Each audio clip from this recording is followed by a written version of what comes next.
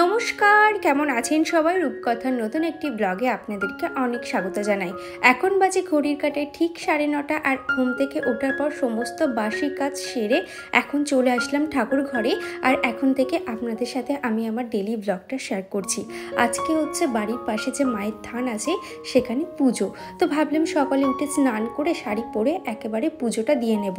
আর আপনারা অনেকেই বলেন যে দিদি একদিন শাড়ি পরবেন, শাড়ি পরে ব্লগ বানাবেন। আপনাকে শাড়ি পরে কখনো ব্লগ বানাতে দেখিনি, তো এটাই হচ্ছে আমার প্রথম শাড়ি পরে ব্লগ বলতে পারেন। আর এখানে আমি সুন্দরভাবে গুছিয়ে পুজোটাকে করে নিচ্ছি, তা না হলে না কোনো কাজ আমি মন ঠান্ডা করে করতে পারবো না। এবং ওপরের ঘরদোরগুলো আমার সমস্তটাই ঝাঁট দেওয়া, কিছুটাই মোছা হয়নি, তো ভাবলাম স্নান করে পুজো করে নিই, তারপরে ঘরের টুকটাক কাজগুলো করে নিতে পারি। আর আমি যেহেতু একটু জামদানি শাড়ি পরতে ভালোবাসি, সেই জন্য আজকে সকাল সকাল স্নান করে লাল জামদানিটা পরে নিলাম। আর এই জামদানিগুলো না খুব ভালো, একদম সফট হয়। সত্যি কথা বলতে শাড়ি পরার অভ্যেস আমার একদমই নেই। স্কুল লাইফে 2 বছর শাড়ি পরেছি, তো মাঝে একদমই অভ্যেস ছিল না, সেই জন্য শাড়ি পরলে না এখন কষ্ট হয়, সেই জন্য শাড়ি পরে আর ব্লগ বানানো হয় না। এদিকে মাম্মামকেও খাইয়ে দিয়েছি। সকালের জন্য রান্না হবে ভাত আর আলুর দম। আর আলুর দমটা ভাবছি রাইস কুকারেই করে নেব। এখানে আমি 11 রাইস কুকারটা ব্যবহার করছি, তার কারণ হচ্ছে এটা প্রেশার কুকার প্লাস আমার কড়াইয়ের কাজ হয়ে যাবে।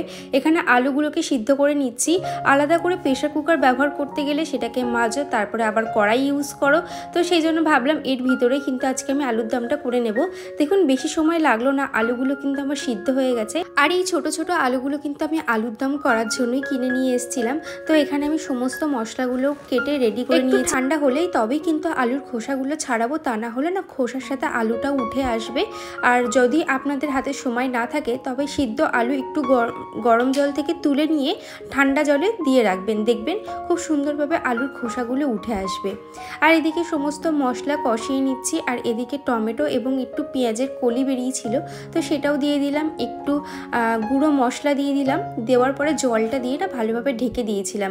সত্যি কথা বলতে রান্না করতে গেলে কিন্তু ধৈর্য লাগে, এবং ধৈর্যের সাথে যদি তুমি রান্নাটা করো তাহলে সেই রান্না কিন্তু খুবই টেস্টি হয়। মশলা থেকে তেল ছাড়ার পরে সমস্ত সিদ্ধ আলুগুলোকে দিয়ে খুব ভালোভাবে নাড়িয়ে কষিয়ে নিয়েছিলাম। তারপরেই টমেটো অর্ধেক কুচিয়ে দিয়েছিলাম আর অর্ধেকটা আমি পেস্ট করে নিয়েছিলাম, সাথে ধনেপাতাটাও দিয়ে নিয়েছি। এবার হালকা করে যখন তেল ছাড়বে তখনই কিন্তু জলটা দিয়ে দেব।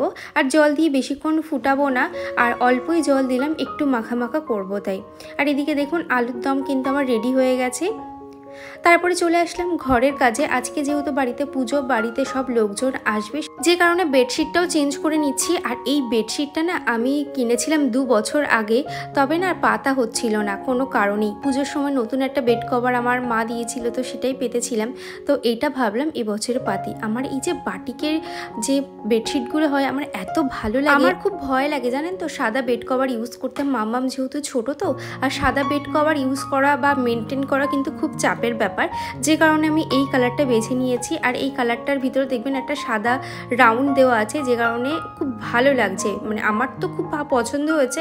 আপনাদের এই বেড কভারটা কেমন লাগছে অবশ্যই কমেন্টে জানাবেন। আর কত সুন্দর লাগছে দেখুন। এদিকে সমস্ত বালিশের কভারগুলোও আমি চেঞ্জ করে নিলাম, তারপরে যাব বাইরে। ঘরে টুকটাক যা কাজ আছে সেগুলোকে করে নেব। আজকে তো জাস্ট ভাত আর আলুর দমই হয়েছে, আমি আর আমার শাশুড়ি মা উপোস। আর বাড়ির আমার জ্যাঠা শ্বশুর, আমার হাজবেন্ড, তারপর আমার একটা ছোট চায়ের ছেলে আসবে সে, আর আমার মাম্মাম, এরাই খাওয়া দাওয়া করবে। তারপরে চলে গেছিলাম একটু ফার্নিচারের দোকানে, কিছু টুকিটাকি কেনার ইচ্ছা আছে, প্ল্যান হচ্ছে আর কি। তো ঢুকেই আমার এই ডাইনিং টেবিলের সেটটা আমার ভীষণ পছন্দ হয়েছে। তারপর এখানে আমরা সোফা দেখছিলাম, যেহেতু আপনারা জানেন আমরা উপরের ঘরটা সেট আপ করবো, তো এখানে টুকটাক দেখছিলাম কোনটা নেওয়া যায়। ফাইনাল করে এসছি, কিভাবে সাজাবো উপরের ঘরটা সবটাই তো আপনাদের সাথে শেয়ার করব। আমি এখানে চুপচাপ বসেছিলাম, ওদিকে সমস্তটাই প্রসেসিং চলছিল। ঠিক করে আসলাম কোন সোফাটা নেব, আপনাদের সাথে সারপ্রাইজই থাকলো। যখন ওপরে ঘরটা সাজাবো তখন আপনাদের সাথে সবটা শেয়ার করব। আর এই ছোট্ট মিটকেসটা না আমার খুব পছন্দ হয়েছিল। বাড়িতে এসে সমস্ত ফল টল সমস্তটাই গুছিয়ে নিয়েছি, যেহেতু সন্ধ্যাবেলা দিতে হবে। আর এইদিকে বেশ কিছু ফল আমি না রেখে দিয়েছি। হাসিনা দিদিভাই আমাকে কমেন্ট করেছি, দিদি কেমন আছেন, আমি কাশ্মীর থেকে আপনার ভিডিও দেখি, আমার বাড়ি হারোয়া। থ্যাংক ইউ দিদিভাই, এত দূর থেকে তুমি আমার ভিডিও দেখছো, থ্যাংক ইউ সো মাচ। এইভাবে আমার পাশে থেকো। উত্তরা দিদিভাই আমাকে কমেন্ট করেছে, খুব সুন্দর লাগলো, অনেক ভালোবাসা রইল। থ্যাংক ইউ দিদিভাই, এইভাবে আপনারা সবাই আমার পাশে থাকবেন। দীপান্বিতা হাজরা দিদিভাই আমাকে কমেন্ট করেছে, খুব সুন্দর হয়েছে ভিডিওটা, লাভ ইউ রূপকথা দি, লাভ ইউ টু, কেমন আছো অবশ্যই কমেন্টে জানিও। রুনা দিদিভাই লিখেছে খুব ভালো লাগলো, থ্যাংক ইউ গো। দীপালি দিদিভাই আমাকে লিখেছে তোমার ভিডিও দেখতে খুব ভালো লাগে দিদি, তুমি ভালো থেকো। থ্যাংক ইউ সো মাচ, তুমিও ভালো থেকো আর এইভাবেই রূপকথার পাশে থেকো। নবনীতা দিদিভাই আমাকে কমেন্ট করেছে, তুমি অনেক কাজ করতে পারো, আমি কাজ করতে করতে ক্লান্ত হয়ে গেলে তোমার কথা মনে করি, তুমি কোনো মেট ছাড়াই একা কত কাজ করো, আমি কেন পারবো না, এই ভাবনাতেই কাজ করি, তুমি আমার ইন্সপিরেশন, ভালো থেকো তুমিও ভালো থেকে দিদিভাই। আর এত সুন্দর সুন্দর তুমি যে আমার প্রত্যেকটা কমেন্টে কমেন্ট করো, মানে সত্যি কথা বলতে তোমার কমেন্ট না পড়লে আমারও ভালো লাগে না, তোমার কমেন্ট আমি প্রত্যেকটা বার পড়ি। আর এবার থেকে ভাবছি ছোটো ছোটোভাবে শর্টস ভিডিও আপনাদের সাথে শেয়ার করব, শর্টসেও আপনারা কমেন্ট করবেন এবং শর্টসে যারা কমেন্ট করবেন তাদের কমেন্টগুলো আমি লং ভিডিওতে নাম নিয়ে পড়ব। আর দেখুন এদিকে শাশুড়িমা একটু ডাবের জল দিল, আর এই দিকে সমস্ত রান্না হবে, পুজোর রান্নাগুলো এখনও হবে, এখানে খিচুড়ি ভোগ হবে, আর সাথে এই যে ফুলকপি টপি দেওয়া হবে, আলুর দম হবে, আর সাথে হয়তো বাঁধাকপির তরকারি আর বেগুনি হবে। আপনারা অনেকেই আমার বাড়ির সামনেটা দেখতে চেয়েছিলেন, তো আমার বাড়ির সামনে এত বড় একটা উঠোন আছে, যেটা ফার্স্ট টাইম আপনাদের সাথে শেয়ার করছি। আর এই সাইডে যে স্কাই কালারের রং করা, ওটা হচ্ছে আমাদের দুতলার ঘর, মায়ের থানটা খুব সুন্দর করে সাজিয়েছে। আপনারা অনেকেই বলেছিলেন যে বাড়ির সামনেটা দেখানোর জন্য, তো এইটাই হচ্ছে আমার বাড়ির সামনে।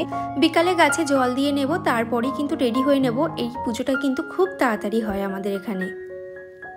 সারাদিন উপোস করে একদমই এনার্জি নেই, আমি চুপচাপ বসেছিলাম আর এই শাড়িটা পরেছি।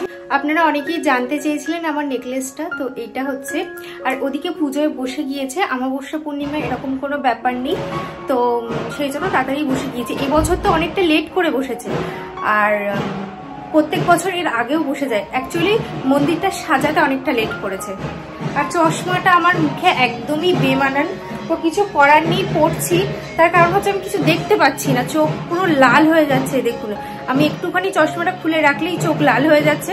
আর আমার চশমাটা ভেঙে গিয়েছে, আর দীপুদা বললো, মানে যার কাছে আমি চশমা পরি আর কি, তো যার কাছে আমার চশমা বানাতে দেওয়া আছে, তো সে দাদাটা বললো যে যতদিন না আমার ওই চশমাটা ঠিক হচ্ছে এই চশমাটা পরতে। আর এই চশমাটা আমার চোখে একদমই ঠিকঠাক লাগছে না, তো আপনারা বলুন তো এই চশমাটা কি ঠিকঠাক লাগছে? আমার তো একদমই মনে হচ্ছে যে আমার চোখের থেকে একটু বড়। তো যাই হোক, চলুন এখন সন্ধে দেবো, তারপরে পুজোর ওখানে গিয়ে সবটাই আপনাদের সাথে শেয়ার করছি। আর প্রত্যেকদিন সন্ধেবেলা আমি যখন সন্ধে দিই তখন কৃষ্ণ মন্ত্রটা আমি জপ করি। আর এখানে আমি সন্ধেটা দেওয়ার সময় আমার যে দুপুরবেলা ঠাকুরের এঁটো বাসনটা থাকে, তো সেটাও কিন্তু আমি পেরে নিই ওই জায়গাটা না হালকা করে মুছে নিই। আর এই যে ছাদ থেকেও কিন্তু মন্দিরটা এমনটা লাগছে দেখতে, খুব সুন্দর করে মন্দিরটা প্রত্যেক বছর সাজায়। আর মাঘ মাসের শেষ শনিবারে করেই কিন্তু এই পুজোটা হয়। আর এখানে ওজন হচ্ছিল ফল দিয়ে আমার একটা ছোট্ট দেওর, আর এটা হচ্ছে আমার একটা দিদিভাই, পাশে মা বসে আছে, এটা হচ্ছে মাম্মাম। আমি তো উপোস করে আছি, অঞ্জলি দেব, তারপরেই খাওয়া দাওয়া। এখানে আরতি হচ্ছে, সবাই দাঁড়িয়ে আছে, তো ভাবলাম একটু আপনাদের সাথে শেয়ার করি। তাহলে চলুন আজকের মতন এত দূরে, দেখা হচ্ছে নেক্সট ব্লগে, টাটা।